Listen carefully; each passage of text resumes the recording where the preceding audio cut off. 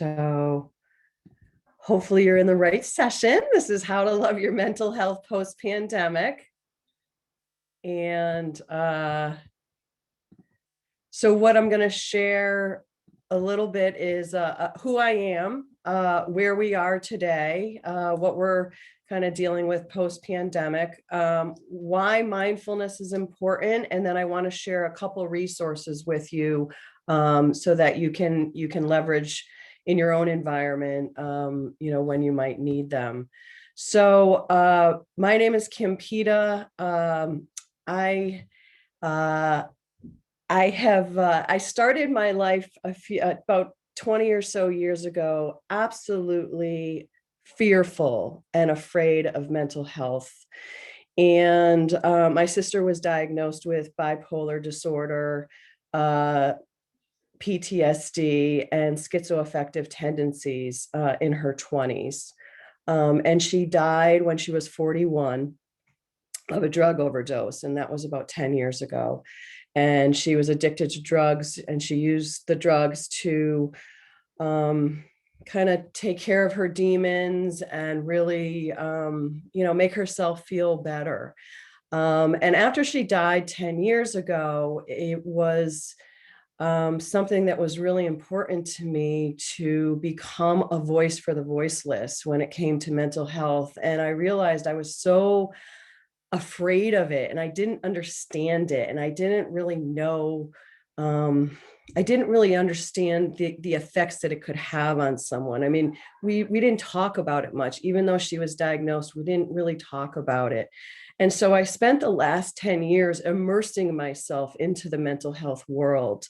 I wrote a book called Split Ends: A Tale of Two Crazy Sisters. It's a memoir about my sister and my life with her and our family's life dealing with mental health conditions.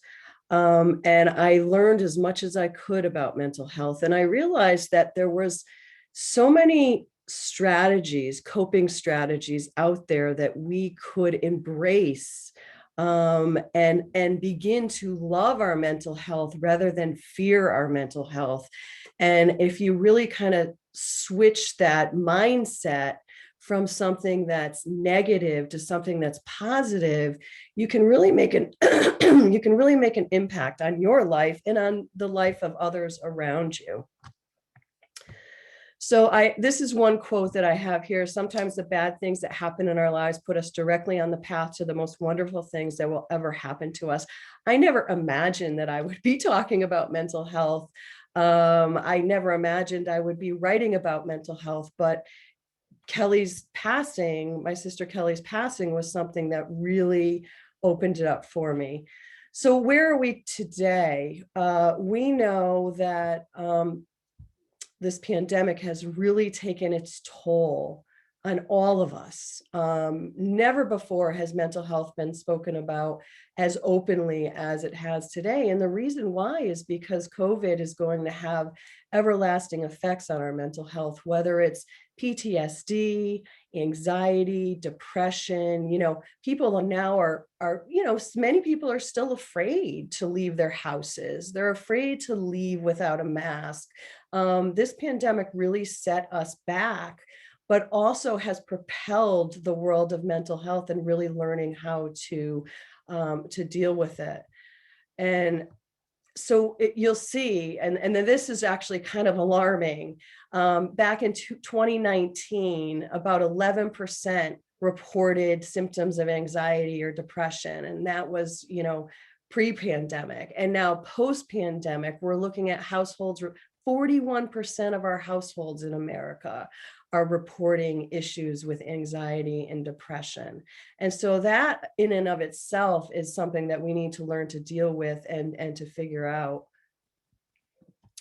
And if you look at the age range, it's our 18 to 24-year-olds, it's our kids who are being affected by this. I don't know about you, but I have a 19-year-old and a 16-year-old, and I definitely have seen anxiety and depression grow within them during this pandemic.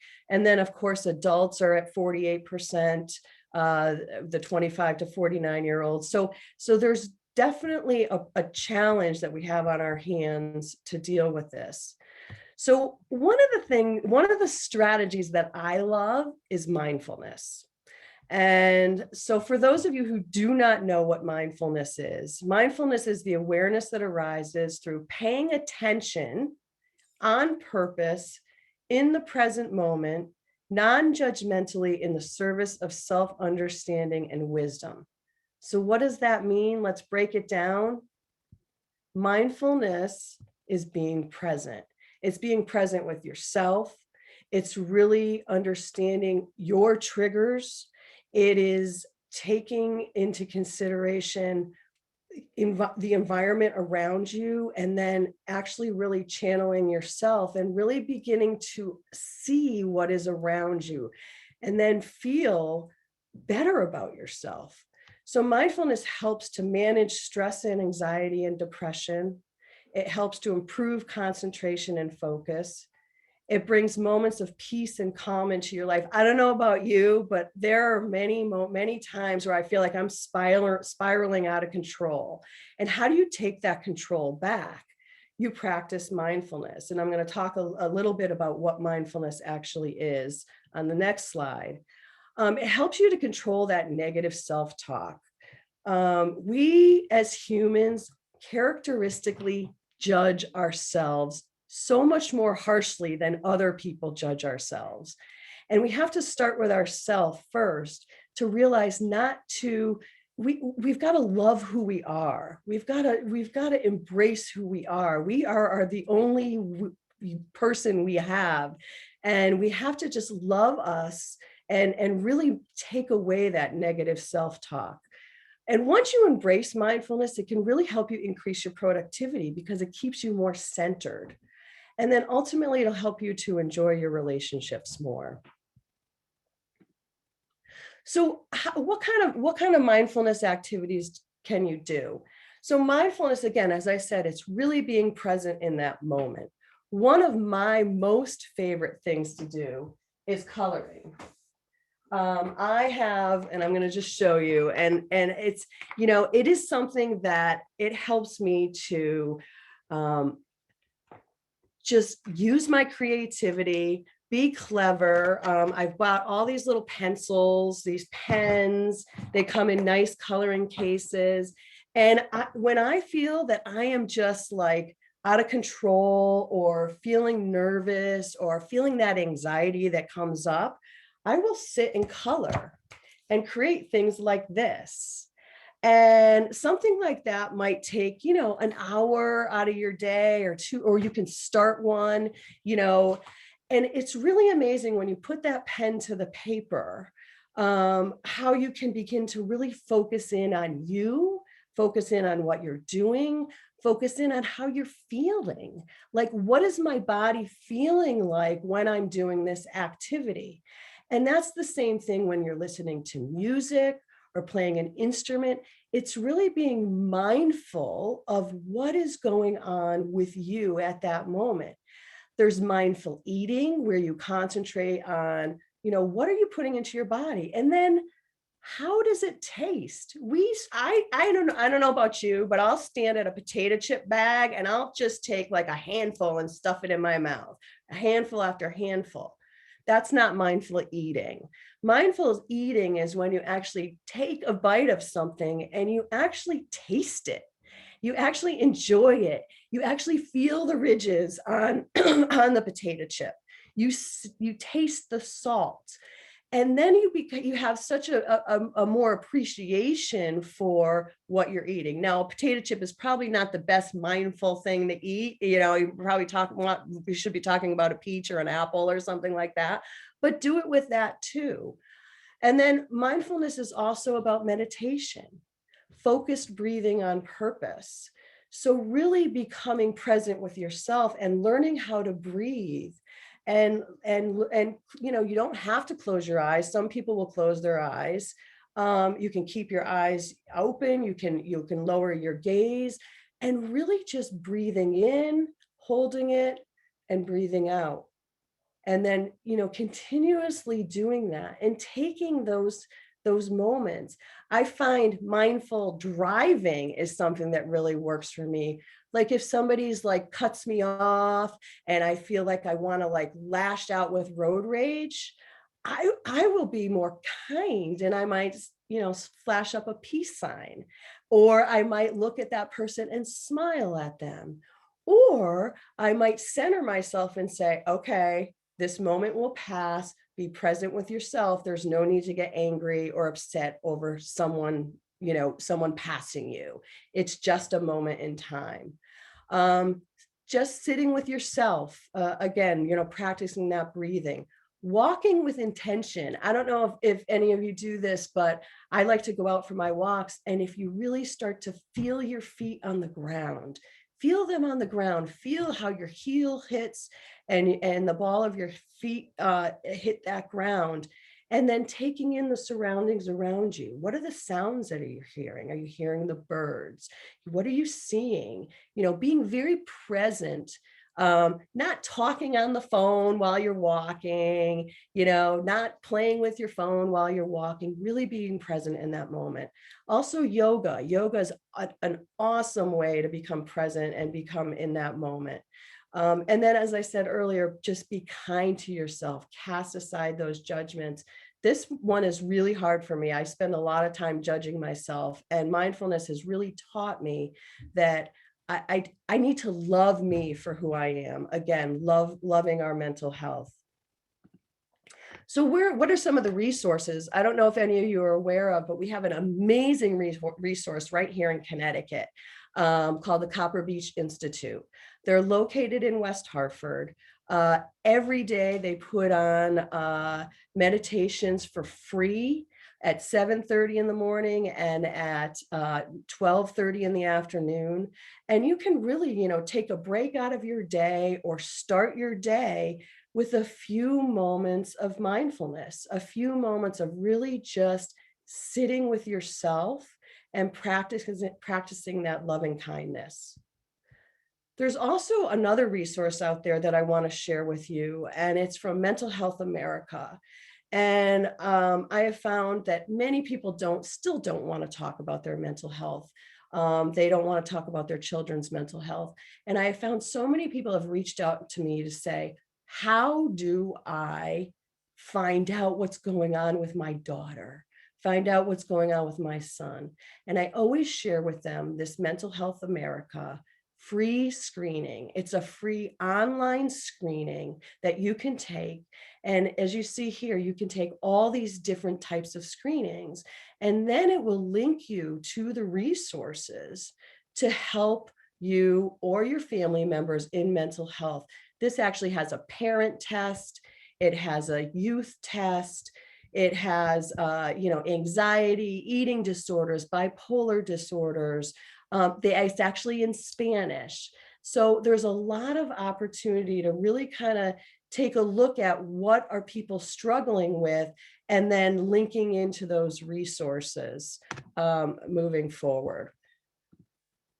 And then also giving a voice to the voiceless. That's something that, as I shared with you with my sister's story, I actually became chairman of the board of Mental Health Connecticut for 5 years, and was able to help grow this program, help create outreach.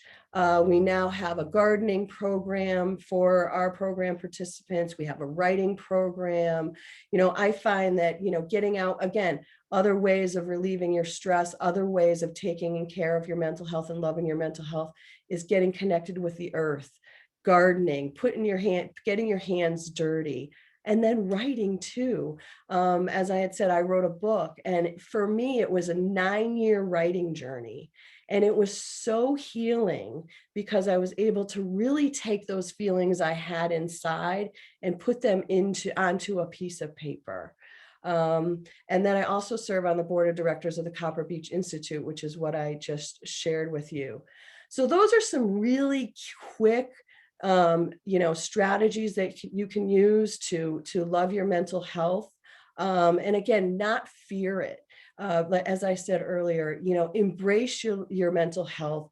know that we all have brains, and our brain health is as important as our physical health.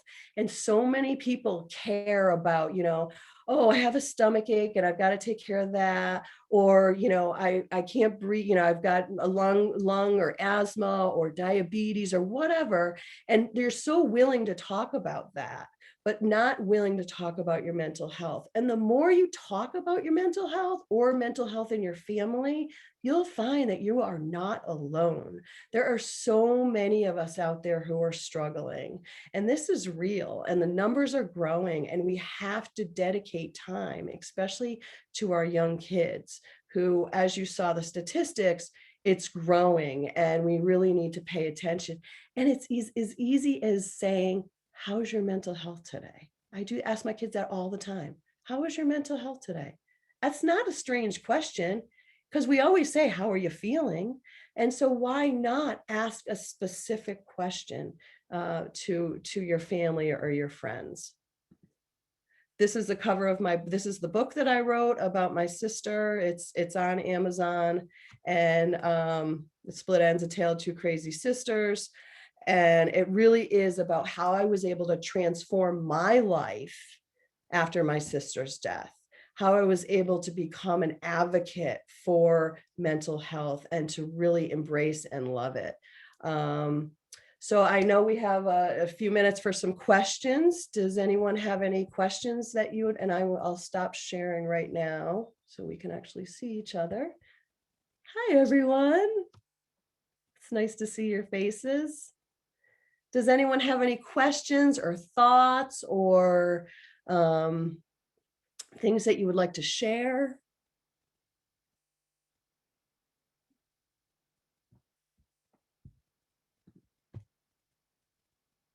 No? Anyone? Oh, do we have anything in the chat? Go ahead. Yeah, I was just wondering, at what age do you feel like you can start to recognize anxiety or depression, like in children? Do you know? It's so early now. In fact, I went and spoke to a group of fifth graders, and they had asked me, actually, the teacher asked me to come in and talk about my book. And I said to the fifth graders, I said, look, guys, I said, you need to find your safe person. And it may not be your mother, it may not be your father, it may be, somebody, a teacher or a coach or someone at church or your aunt, your uncle. Find your safe person. And if you feel like you're struggling with these feelings, if you feel like you always have a stomach ache and you feel your heart, palpitating all the time, or you feel like you just don't want to get out of bed for days, you need to find that safe person and talk about that. And as I was leaving the classroom, one of the young girls came up to the teacher and she said, I'm struggling with what Miss Pita talked about. And immediately the teacher got on the phone to the school psychologist and was able to make that link for that fifth grader. So it is starting way earlier than we even have imagined. And I think this pandemic has really caused a lot of that, because the reasoning people are feeling anxiety and depression is because of isolation and loneliness. And they don't know how to deal with it because we're such a social society. And all of a sudden, they were just closed off, right? All of a sudden, all you're doing is seeing little screens. You can't hug your friends. You can't go out and play. And so it has affected our little ones in very profound ways. And so we just need to be cognizant of that and provide them with that support, ask those right questions, not pretend it doesn't exist, because it does. And then finding those resources out there. And again, Mental Health Connecticut has a great resources. Mental Health America has some great resources. So yeah, I think that we just have to be aware that our younger kids are, and Mental Health America actually has done surveys on this, and they're showing that the younger kids actually are the ones that are taking the tests because they know how to operate, and they like to do all that stuff, the assessment that's free and private and safe. Like none of that data gets reported about a specific person. They gather all the data together, obviously, to create statistics. But yeah, no, good question, and thanks for asking that. Thank you. How do you stop the negative self-talk? It can just creep in. Yes, it's so horrible. I have this thing that I do in the morning where I go in the mirror and I look at myself and I just kind of get disgusted by my you can't see the bottom half of me, but I have, I have a big belly and a big butt. And I have learned over time to say in the mirror, you are beautiful. You are, all of you is beautiful. All of your body is beautiful, even though there's imperfections, even though there's, extra, it's just reminding yourself that you are you and you are the only you and you are special. And keep, and that negative self-talk, again, when you're in the midst of that, taking that moment to take that mindfulness moment, really kind of getting in with yourself and breathing and really starting to enjoy the person that you are. But yes, it definitely is, the negative self-talk is and as women, we are the worst offenders in that, because we're always, judging ourselves against others, these skinny models, and it's very hard. But again, reminding yourself that you are the only you and that you are special.